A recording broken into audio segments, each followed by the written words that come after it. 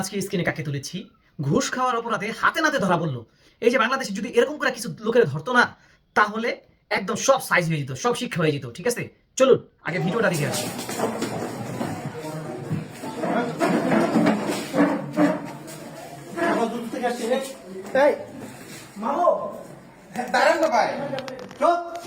একদম হাতে নাতে।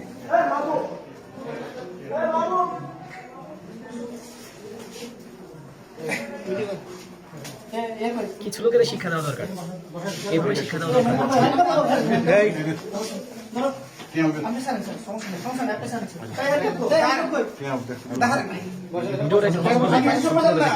আপনি আমার